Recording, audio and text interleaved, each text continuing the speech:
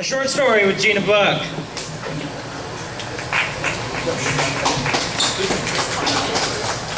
This one's not as weird as the last one.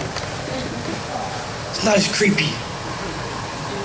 It's just as intense. But it's not as bad an ending.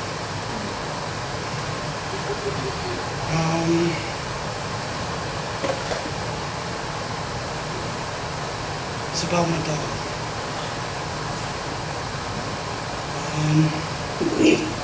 Trying to figure out where to start. Sorry. Okay. Harley is across the highway.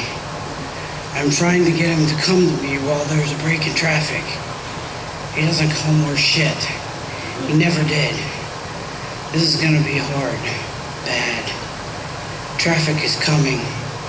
He is still eating grass. My calls come more urgently. I call louder, but he does not come. His head comes up for a second, but down it goes again. The stupid dog is eating grass. Of all things to do on the side of a busy highway, he's eating grass. And without a care in the world, too. He is as cool and calm as can be. However, my heart is pounding and palpitating at the same time. Odd sensation, man. My mouth is bone dry, my tongue clinging to the roof of my mouth as though it had been glued there. I feel like I cannot get the right amount of air.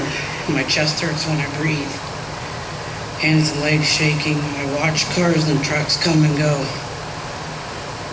I see Harley move from one plant to the next. I keep step with the dog on the other side of the road. My skin is prickling from new sweat and in anticipation of terror and horror. Every second I expect him to bound joyfully into oncoming traffic. I cannot even tell where I am. I'm so focused on the dog. Time is gone. I am frozen on a tick of the clock. My senses are so focused on the situation that I see nothing else. I know nothing else. I can smell the grass on the side of the road. The heat of the pavement, yes, it has a smell. The asphalt and tar. I can smell the exhaust from each car or truck that goes by. It quickly goes through my mind that I have to leave for work and that I'm already late.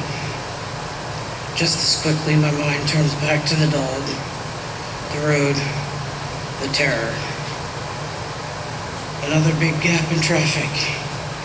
I call to Harley to come to me.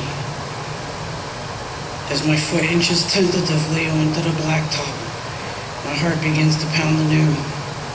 I taste bile in my throat. Damn, as soon as I touch my foot to the blacktop, Harley moves farther away from me. Not farther away from traffic, but right down the side of the road. My heart eases up as I notice that some of the traffic is slowing down as they see either me or the dog. Slowly a plan comes to mind.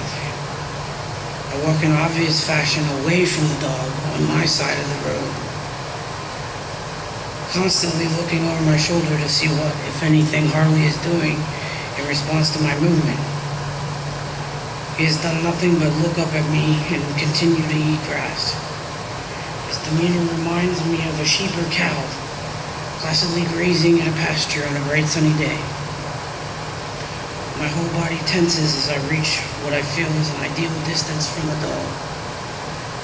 I wait for another big gap in traffic. I then turn to my left. Surreptitiously, I look back over my shoulder to check on Harley one more time. He does not appear to be paying me any attention, so I make my move. With not so heavily cloaked apprehension, I begin to cross the highway. Glancing at Harley the whole way, I made my way to the other side of the road. At this point, perspiration trickles down my back. Harley is still not paying attention to me. Slowly, ever so slowly, I begin walking down the side of the road. Almost tiptoeing, I continue to keep my eyes riveted on the the dog and my peripheral vision on the traffic. As I continued to inch closer and closer to the dog, he continues to be oblivious to my movements. His back is turned to me now. I sneak ever so much closer to him. My only fear now is that he will jump into traffic as I reach for his collar. Success! I have him firmly by the collar.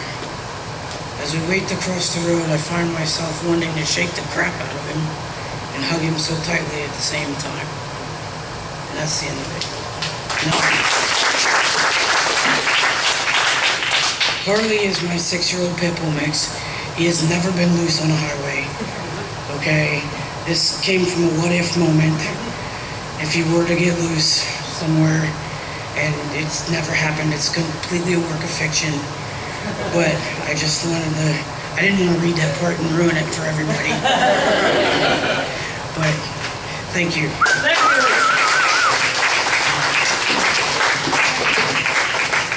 you. Gina Buck, everybody.